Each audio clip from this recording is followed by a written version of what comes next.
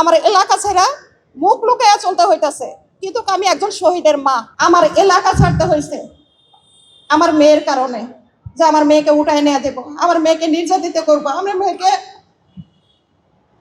বলার মতো ভাষা আমার জানা নেই যে আমি কিভাবে কথাগুলো তুলে ধরবো। সে যেদিন গেছে সে বইলেই গেছে, আম্মু আমি শহীদ হইতে যাইতাছি, ইনশাআল্লাহ আমি শহীদ হয়ে ফিরবো। আমার কোনো কিছু বলার মতো ভাষা জানা নাই। আমার একটা মাত্রই কলিজার টুকরা ছিল, একটাই কলিজা, সেটা বের হয়ে গেছে আমার বুকের ভিতর থেকে। আজকে আমি সন্তান হারাইছি, আমার এলাকা হারাইছি, সবকিছু হারাইছি। আমার সন্তান এবং আমার যত ভাই শহীদ হয়েছে, অনেক বোনেরা স্বামী হারাইছে, অনেক সন্তানের বাবা হারাইছে। তো আজ পর্যন্ত আমি একজন শহীদের মা হিসাবে কোনো রকম কারো কাছ থেকে কোনো সহযোগিতা পাইনি। এবং কি 1 বছর হয়ে গেছে, দীর্ঘ 1টা বছর হয়ে গেছে, আজকে আমার এলাকা ছাড়তে হয়েছে, সন্তান হারাইতে হয়েছে। আমার ছেলের জন্মস্থান এবং আমার ছেলেকে যে শেষ গোসল দেওয়া হয়েছে, সেই এলাকা ছাইরা আজকে মামলার কারণে আমার এলাকা ছাইরা মুখ লুকাইয়া চলতে হইতাছে, কিন্তু আমি একজন শহীদের মা। আমার পরিচয় কি? আমি একজন শহীদের মা। আমার এলাকায় আমার জায়গা হয় নাই। আমার এলাকা ছাইরা আমাকে এমন জায়গায় রাখা হয়েছে যেখানে আমার যাওয়ার কথাই ছিল না। আমি তো একজন শহীদের মা, আমার তো বুক ফুলায় হাঁটার কথা ছিল। আমার সন্তান এই দেশে যারা আছে এবং আমার জন্য, শহীদ ইউসুফের ছোট বোনের জন্য সে জীবন দিয়ে গেছে। সে যেদিন গেছে সে বইলেই গেছে, আম্মু আমি শহীদ হইতে যাইতাছি, ইনশাআল্লাহ আমি শহীদ হয়ে ফিরবো। তা আল্লাহ তাআলা দেখেন কেমন একটা নিয়ামত, যে আল্লাহ তার কথাটা খুব তাড়াতাড়ি কবুল করে নিয়েছে। এক্সট্রিম মশার কয়েল প্ল্যান্ট ফাইবার দিয়ে তৈরি, তাই সহজে ভাঙে না, সুগন্ধিযুক্ত ও নিরবিচ্ছিন্নভাবে জ্বলে। ডেঙ্গু, চিকুনগুনিয়া বাহি সহ যে কোনো মশার বিরুদ্ধে দেয় এক্সট্রিম সুরক্ষা। আজ পর্যন্ত সরকারিভাবে এবং বেসরকারিভাবে কোনো সহযোগিতা আমি পাইনি। এবং কি ইউসুফ শহীদের বোন, এই বছর তার লাইফটা নষ্ট হয়ে গেল, কারণ তাকে আমি কোথাও ভর্তি করতে পারি নাই, কারণ আমাকে এলাকা ছাড়তে হয়েছে। 412 জনের নামে মামলা দেওয়া আছে। যারা আমাকে ব্যবহার করছে, যারা আমার ছেলেকে নিয়ে ব্যবসা শুরু করছে, তারা কেউ আমার পাশে এসে দাঁড়ায় নাই। যতক্ষণ মামলা করতে হয়েছে ততক্ষণ আমার পিছে পিছে ঘুরে বেড়াইছে। মামলার পরে 26শে ডিসেম্বরে যখন আমার মামলাটা অ্যাক্টিভ হওয়ার পরের থেকে আমি তাদের কোনো দেখা পাইনি। আমার হুমকি আসে, আমার মেয়েকে নির্যাতিত করবে, আমার হাত পা কাটা দিবে, আমার গলার রাপ কাটা হবে। ছেলে হারাইছি, আমার মন শান্তি হয় নাই, এবং আমার মেয়েকে হারাইতে হইব।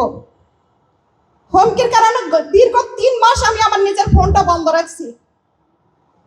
দীর্ঘ 3 মাস ফোন বন্ধ রাখার পরে আমার এলাকা ছাড়তে হয়েছে আমার মেয়ের কারণে, যে আমার মেয়েকে উঠায় নিয়ে দেবো, আমার মেয়েকে নির্যাতিত করবো, আমার মেয়েকে বলার মতো ভাষা আমার জানা নেই যে আমি কিভাবে কথাগুলো তুলে ধরবো। তো তাহলে আমার ছেলে কেন জীবন দিল? যারা আজও পর্যন্ত পঙ্গুতে যুদ্ধ করতেছে, তারা তো এই দেশের জন্যই রক্ত দিছে, তারা কেন সুচিকিৎসা পাইতেছে না? তাদের পাশে কেন আপনারা সবাই দাঁড়াইতেছেন না? কেন বাংলাদেশ সরকার দাঁড়াইতেছে না? কিসের জন্য দাঁড়াইতেছে না? তারা তো এই দেশের জন্যই যুদ্ধ করছে।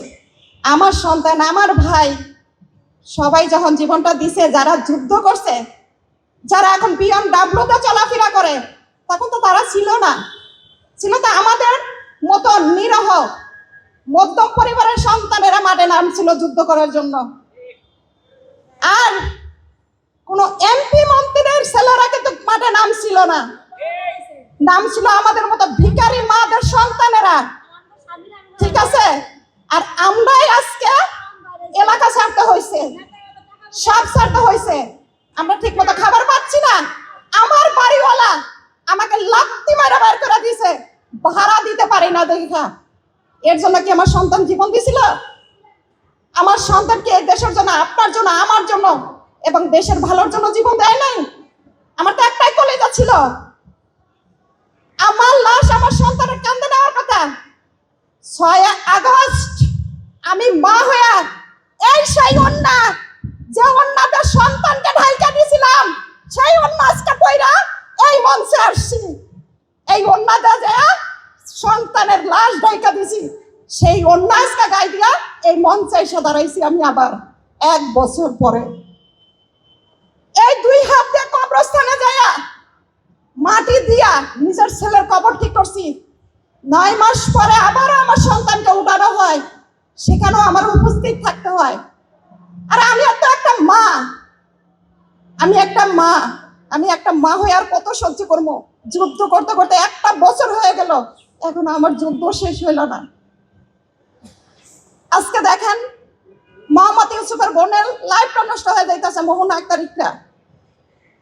এবং আমার পরিস্থিতিটা কি সব তো এখানে বলার মতো সময় বা সুযোগ আমার নাই। তা আমি বাংলাদেশ ডাক্তার ইউনূসের কাছে আমি একটাই আবেদন করবো বা একটাই চাওয়া পাওয়া তার কাছে, যারা আমার সন্তানের বয়সে, যারা আমার ভাইয়ের বয়সে, যারা আমার বাপের বয়সে, এখনো যারা মেডিকেলে যুদ্ধ করতেছে মৃত্যুর সাথে, তাদের পাশে এসে আপনারা দাঁড়ান, তাদেরকে সুচিকিৎসা দেন। আমরা তো সন্তান হারাই ফেলাইছি, যারা যাবার তারা তো চলেই গেছে, যারা আছে তাদের পাশে দাঁড়ান, তাদেরকে ঠিক মতো চিকিৎসা দেন। তারা তো এই দেশের জন্য এই করছে, তারা তো আপনার আমার ভালোর জন্যই করছে। তা আপনাদের সবার কাছে আমার আবেদন থাকবো যে ওদের সুচিকিৎসা দেন, ওদেরকে সুস্থ করে দেন। আমি একজন মা হয়ে, আমি একজন বোন হয়ে আপনাদের কাছে দাবি রাখতেছি। আর আমার ছেলের কবরটা সবার কাছে আমি একটাই করবো যে আমার ছেলের কবরটা ঠিক করে দেওয়ার জন্য সবাই আমার পাশে এসে দাঁড়ান। আমার আর কোনো কিছু লাগবে না, শুধু আমার ছেলের কবরটা ঠিক করে দেন। এটা আপনাদের কাছে আমি ভিক্ষা হিসাবে দাবি করতেছি। আমার ছেলের কবরটা এখন পর্যন্ত ঠিক করা হয় নাই।